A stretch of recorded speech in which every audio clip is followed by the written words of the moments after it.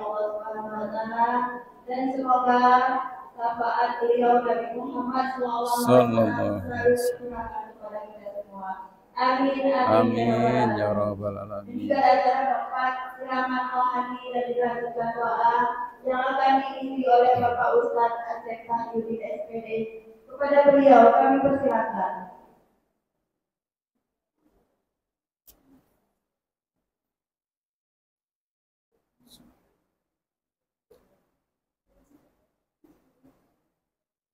Bismillahirrahmanirrahim.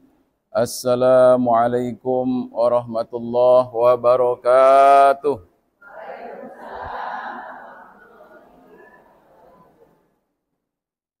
Alhamdulillahi rabbil alamin. Hamdan katsiran kama amar.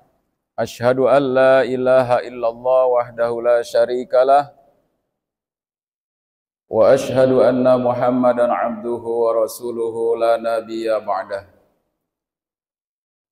Allahumma salli wa sallim ala nuril anwar wa siril asrar wa tiryakil awdiyar wa miftahi babil yasar sayyidana wa maulana Muhammadanil mukhtar wa alihil abhar wa ashabihil akhyar adada ni'amillah wa iqdalih.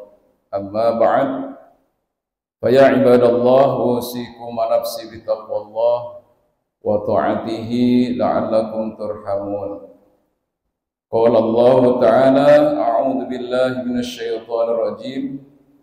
Innallaha wa malaikatahu yusholluna 'alan nabi ya ayyuhalladzina amanu shallu 'alaihi wa sallimu taslima. Al-ayat.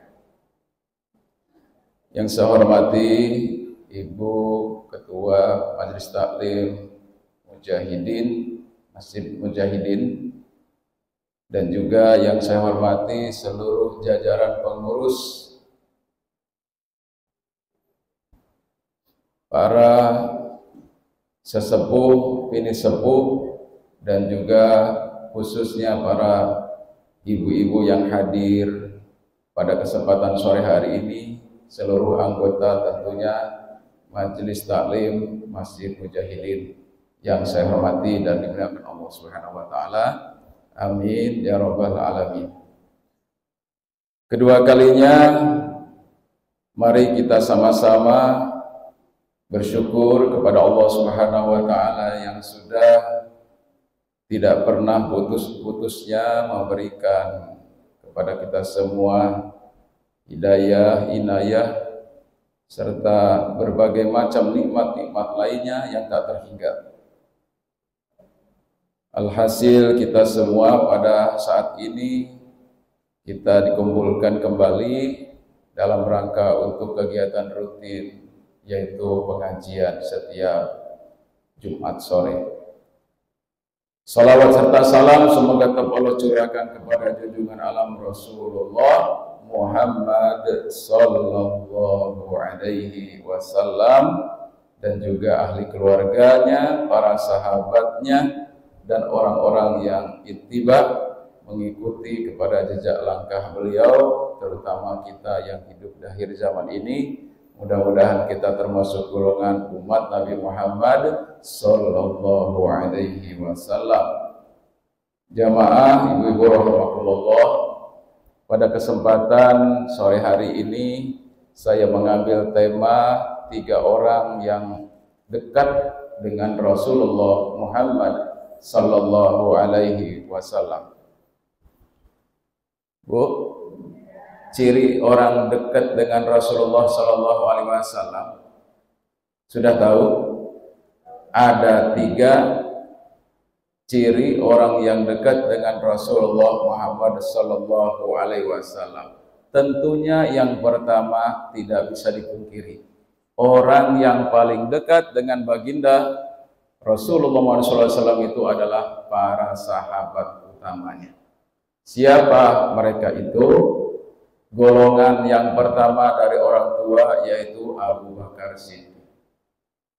Kemudian juga disusul dengan Umar bin Khattab. Disusul lagi dengan Utsman bin Affan.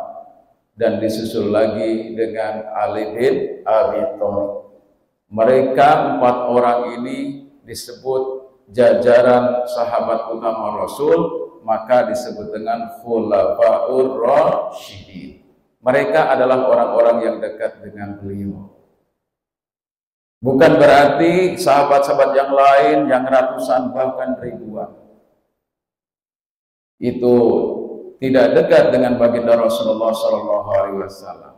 Mereka tetap dekat. Sahabat tetap sahabat Rasulullah. Disebut dengan sahabat Rasulullah SAW karena mereka sezaman Rasulullah SAW ketemu juga dengan beliau-beliau itu. Itu disebut dengan sahabat. Bahkan ada salah seorang sahabat itu sampai nggak pernah ketemu Rasulullah, nggak pernah ketemu dengan Rasulullah, tapi semasa dengan Rasulullah masih hidup. Itu juga digolongkan oleh para ahli sejarah sahabat Rasulullah Muhammad Sallallahu Alaihi Wasallam.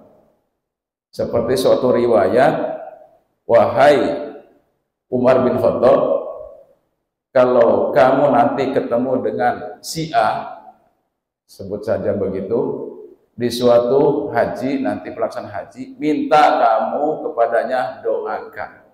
Minta kamu kepadanya, minta didoakan. Ini bisyarah dari Rasulullah Muhammad SAW. Rasul pun ternyata belum pernah ketemu dengan orang yang dimaksud.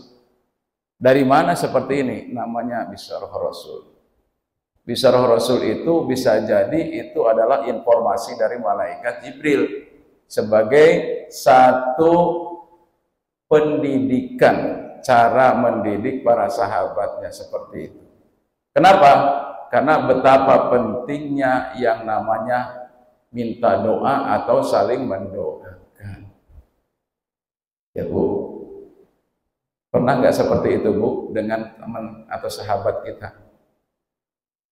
Sering ya Bu ya? Sering di sini. Sebelum Pak Ustadz mengakhiri pembicaraannya, mohon kesediaannya untuk mendoakan saudari kita yang sedang sakit. Kan begitu. Nah, ini salah satunya kan begitu. Walaupun beliau tidak langsung mendoakannya langsung, tapi di situ minta dipimpin oleh Pak Ustadz. Bagus, bagus. Lebih bagusnya lagi langsung juga didoakan oleh orang yang bersangkutan, sahabat karibnya, sahabat terdekatnya, handai tolannya. Bahkan kalau kita mau sadari, setiap 5 waktu kita itu saling mendoakan, ya kan? Dalam dalam tahiyat akhir atau tahiyat awal, tahiyat akhir, ya kan? Asyhadu an la ilaha illallah, at-tahiyatul mubarakatus shalawatut thayyibatulillah. Assalamu alayka ayyuhan nabi wa rahmatullahi wa barakatuh. Yang pertama kita assalamu alayka ayyuhan nabi. Kita memberikan doa kesejahteraan, keselamatan kepada baginda Rasulullah Muhammad SAW. Wahai Rasul, keselamatan, kesejahteraan untukmu ya Rasulullah Muhammad SAW. Wa ala ibadillahi sholihin, dan juga kesejahteraan, keselamatan bagi hamba-hamba Allah yang sholih. Umum. Memang umum, wa ala ibadillahi sholihin, baik laki-laki ataupun perempuan, ibadillahi sholihin, tidak tambah sholihat, tidak ada. Karena di situ mafhumnya, kalau di situ sudah disebutkan salah satunya ya, itu laki dan perempuan disebut semuanya. Wa ala ibadillahi sholihin. Seperti kita ngomong, Anda muslim atau muslimat ya, kalau kita sudah ngomong begitu ya muslim kalau laki-laki, kalau perempuan muslimat kan gitu ya. Tapi kalau di KTP apa statusnya? Muslim apa non muslim? Muslim kan gitu ya. Baik laki-laki atau perempuan yang muslim di situ. Karena itu sudah bahasa Arab yang diindonesiakan, yang sudah diserap oleh bahasa Indonesia.